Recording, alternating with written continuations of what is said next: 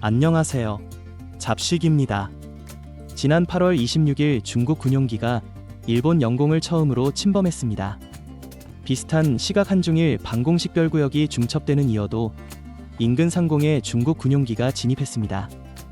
일본 방위성은 이날 오전 11시 29분부터 31분까지 약 2분간 중국군 정보수집기 한 대가 일본 영공을 침범했다고 밝히며 항공자위대 F-15, F-2 전투기를 띄워 경고에 나섰습니다.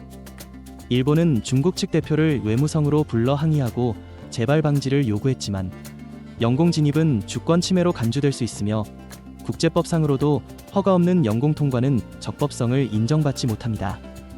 그런데 같은 날 오전 중국 군용기 일대가 제주 남방이어도 인근 해상의 KADIZ에 진입해 한국 공군의 전투기도 대응 출격해야 했습니다. 우리 군 합동참모본부에 따르면 중국 군용기는 두 차례에 걸쳐 40분가량 KADIZ에 진입했다가 빠져나갔습니다. 다만 방공식별구역은 군사적인 목적을 위해 각국이 임의로 설정한 구역으로 영공과 다릅니다. 또 해당 구역은 한중일이 설정한 방공식별구역의 중첩구역에 해당했습니다. 하지만 중국은 사전에 한마디 통보도 없었고 KADIZ를 침범했던 것입니다. 그리고는 통상적인 군사활동이라는 말만 했습니다. 중국이 KADIZ를 침범하자 우리보다 일본이 더 놀라는 표정이었습니다. 중국의 전투기가 순식간에 일본을 타격할 가능성이 있기 때문입니다. 그런데 중국은 왜 한국과 일본 영공을 침범하면서 분란을 일으켰던 것인지, 그리고 왜 하필 8월 26일이었나? 한국이 드디어 KADIZ 탐지의 획기적인 기술을 국내에서 개발에 성공했다고 하는데요. 대체 어떤 기술인지 자세히 알아보겠습니다. 지난 8월 26일 중국 군용기가 일본 영공과 한국 방공식별구역을 진입한 것을 두고 다양한 해석이 나오고 있는데요. 가장 먼저 그날은 한미연합 군사훈련인 을지 자유의 방패 작전이 진행 중이었다는 사실이 중요합니다.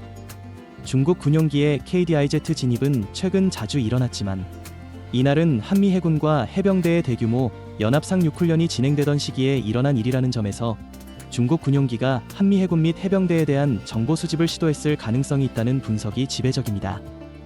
또한 중국 군용기가 일본 영공과 KADIZ를 넘나들고 다닌 건 한미일 동맹 관련 정보 수집과 동시에 너희들이 연합을 강화하면 우리는 영공을 침범한다며 자신들의 위력을 과시하려 했다는 의견도 있습니다. 이것도 일면 가능성이 있어 보입니다. 그런데 한국도 작년 8월부터 중국 방공식별구역에 공군 전투기를 진입시켜왔습니다. 중국 전투기, 폭격기 등 군용기의 한국 방공식별구역 무단 진입에 맞대응해온 것입니다. 그간 중국 군용기는 KADIZ에 사전 통보도 없이 자기 밭처럼 넘나들기를 반복했지만 우리 군은 전투기를 출격시켜 근접 비행하거나 외교 루트를 통해 항의하는 등 소극적으로 대응해왔습니다. 그러다 작년 8월 이후에는 적극적 대응을 하기 시작한 것인데요. 중국 군용기의 KADIZ 진입은 올해 133회로 2019년부터 지난해까지 연평균 60여 회에 비해 올해는 유난히 늘었습니다. 무엇보다 최근 4년 동안 중국 군용기가 우리 군의 사전 통보 없이 총 300회 넘게 한국 방공식별구역에 진입한 것으로 확인돼 충격을 줬습니다. 중국 군용기는 지난 2020년부터 2023년까지 총 330여 회에 걸쳐 사전 정보 공유 없이 KADIZ에 진입했고 2023년에는 130여 회로 크게 늘어났습니다. 이는 연평균 82.5회에 해당하는 수치인데요. 같은 기간 러시아 군용기 역시 사전 통보 없이 총 50여 회 진입한 것으로 나타났습니다. 이러니 한국은 과거에는 중국 군용기가 KADIZ를 넘어오면 경고 등 수세적 대응을 했지만 더 이상 용납하기 힘든 수준에 달하자 우리 군용기가 중국 군용기가 KADIZ에 진입한 동일한 거리만큼 CADIZ를 넘어가고 있습니다. 작년 8월에 우리 군은 중국의 KADIZ 무단 진입에 대응해 우리 전투기가 CADIZ에 처음 진입했고 중국이 러시아 군용기와의 연합훈련 명분으로 KADIZ에 진입했을 때 침범한 동일한 거리에 진입해 대응 작전을 펼친 것으로 알려졌습니다. 다만 군 당국은 직접적인 군사적 충돌을 방지하기 위해 CADIZ 진입 시 중국 측에 사전 통보는 하고 있다고 밝혔습니다. 중국은 통보 없이 넘어오지만 우리는 통보를 하고 진입하고 있는 것입니다. 하지만 한국은 중국의 이런 태도를 보고만 있지 않았습니다. 최근 한국은 중국의 KADIZ 침범을 추적 탐색하기 위해 세계 최고 수준의 장거리 레이더를 개발하는 데 성공했습니다. 최근 방위사업청은 순수 국내 기술로 개발한 장거리 레이더의 전투용 적합 판정을 받아 연구개발에 성공했다고 발표했습니다.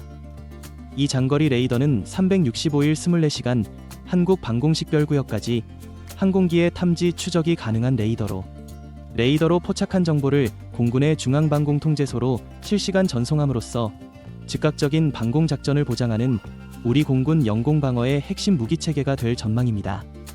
신형 장거리 레이더는 2021년 2월 LIGNX1과 체계 개발 계약을 체결한 이후 설계와 시제 제작을 거쳐 약 1년 반 동안 시험평가를 수행한 끝에 전투용 적합 판정을 받았는데요. 그동안 실제 작전 환경과 동일하게 레이더를 설치해 혹한기 혹서기 성능 시험, 핵심 부품 수명 시험, 전자기 시험, 수회에 걸친 비행 시험, 미국 국방기관의 피하식별 인증 시험 등을 거쳐 군이 요구한 시험평가 항목을 모두 기준 충족했습니다. 치열한 시험평가를 통해 신형 장거리 레이더가 공군의 요구 성능을 만족하는 것이 확인됐고, 탐지거리 및 확률, 정확도 등에서 세계 최고 수준의 성능임이 증명된 것입니다. 장거리 레이더 연구개발 성공으로 우리나라는 세계에서 몇 안 되는 장거리급 레이더를 자체 제작 생산할 수 있는 국가가 됐다는 점도 중요합니다. 방사청은 이번 사업의 의미를 이렇게 표현했습니다. 이번 사업을 통해 대형 안테나 설계, 제작과 방열 기술, 한반도의 운용 환경에 적합한 빔 템플릿 운용 및 최적화 기술, 특정 주파수 대역 질화갈륨 반도체 기반 송수신 모듈 개발 등 다양한 독자 기술을 확보하여 선진 레이더 기술 수준에 진입한 것으로 평가됩니다. 방위사업청은 내년 1월까지 규격 제정과 목록화를 완료하고 2026년부터 양산 사업에 착수하여 노후된 레이더를 신형 국산 장거리 레이더로 교체할 예정인데요. 이번 장거리 레이더 개발 성공은 우리 군의 방공작전 전력 향상은 물론 함정, 항공기, 유도, 무기의 핵심 성능을 담당하는 국내 레이더 기술의 도약을 의미하는 것으로 장기적으로는 장거리 레이더가 방산 수출을 이어나갈 또 하나의 무기체계가 될 것으로 기대되고 있습니다.